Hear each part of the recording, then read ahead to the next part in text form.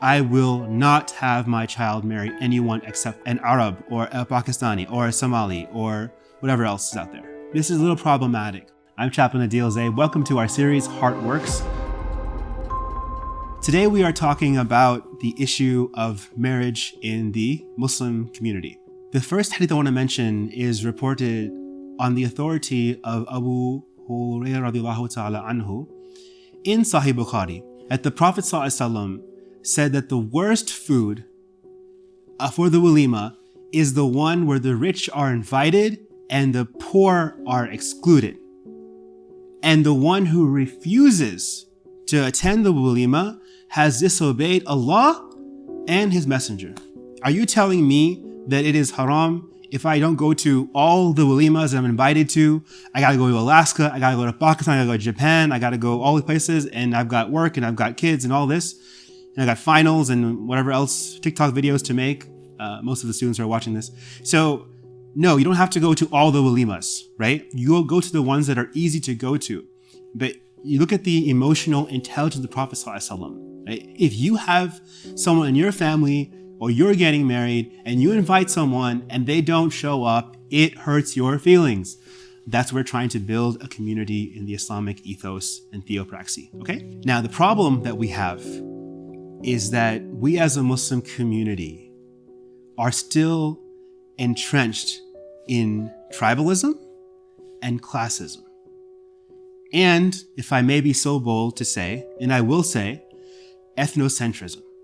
Now, what does that mean, ethnocentrism? Ethnocentrism is when you judge other cultures based on the customs and practices of your own culture. So these are the three main problems happening. Ethnocentrism, classism, where you're focusing more on this person has to have the same tax bracket. I'm not going to go for these lower tax bracket families for the marriage of my family. And then tribalism in general. Racism, another one, right? These are very, very important.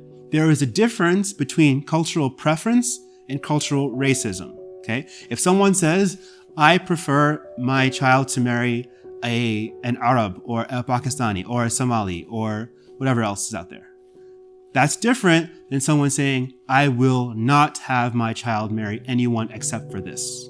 This is a little problematic, right? Sheikh bin Baz, who was the head mufti of Saudi Arabia, he said the Prophet ﷺ had arranged marriages that were from intercultural backgrounds himself. Part of the problem, especially in Gulf states, and it can also creep into the United States, I know a lot of international students also watching these videos, is the concept of the meher, right?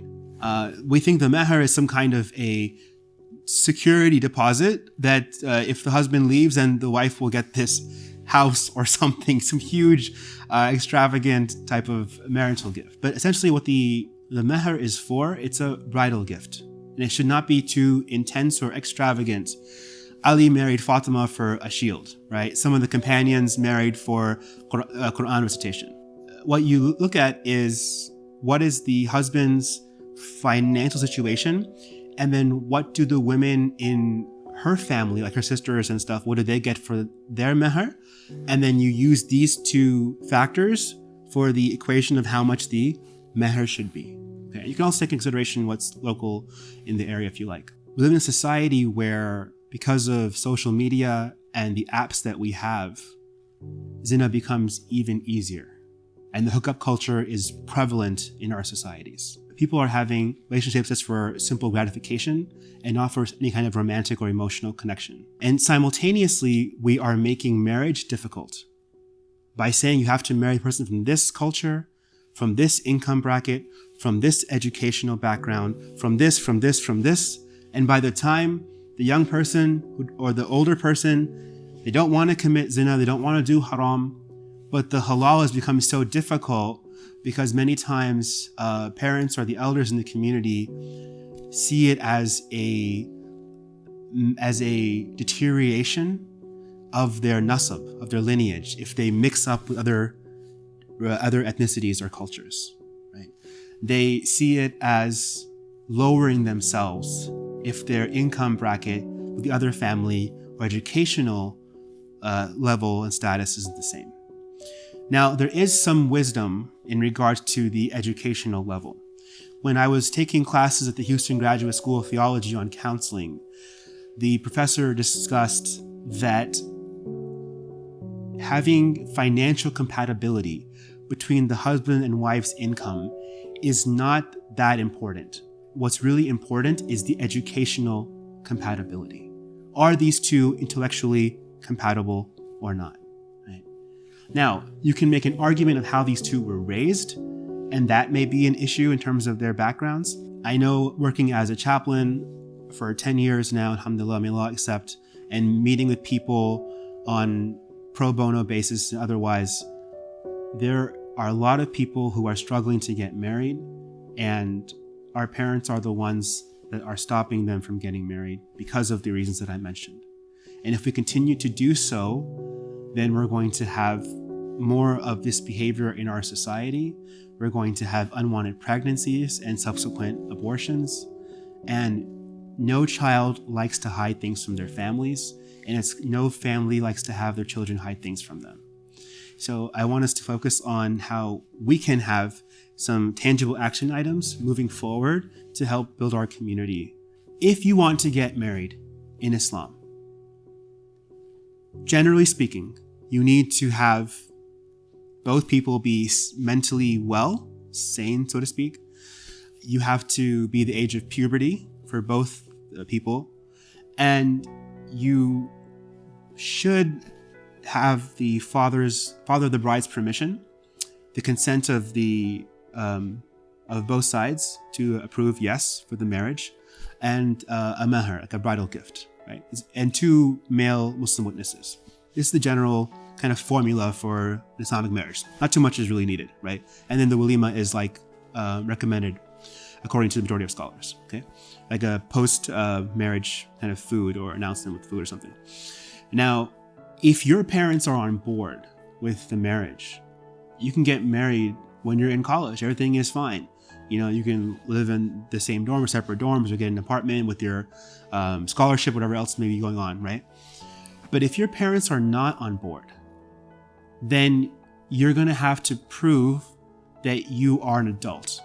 You can pay your own bills, you can arrange everything, and then you can get married Islamically from that perspective. And legally speaking, you know, depending on the states and the age, but generally it's around 18 or so to get the legal marriage done. But I'm speaking specifically right now from an Islamic perspective. Right? So these are options that we have. The best case scenario is when the parents and the families and the bride and the groom, everyone agrees on the marriage and they can go forward in a halal way. In order to expect the couple to be able to provide this beautiful house and beautiful car when they're just trying to get past through organic chemistry and mathematics class, right? These things take time. Most of us take a lot of years to build up our wealth and get to that kind of a place. And what defines a responsible adult, right? It's having a certain level of education, a certain level of education, being able to pay your bills, being able to pay your taxes, have roof over your head, transportation, groceries, and so forth. Show to your parents that you are a responsible adult, and they will start to see you more as a responsible adult and able to make those decisions with proper agency. And I will also throw in the importance of premarital counseling before you just jump into any kind of marriage. And I also wanted to emphasize that I am a certified premarital and marital coach, and I also officiate weddings through the Muslim wedding service. So in case in the future there is some kind of a need for that, I'm happy to help out with that as well, inshallah. If you found this video valuable, hit the like button. And if you want more, check out our playlist, WoRx, 40 ways to reconnect with your own heart and with the heart of others. Thank you. Assalamu alaikum.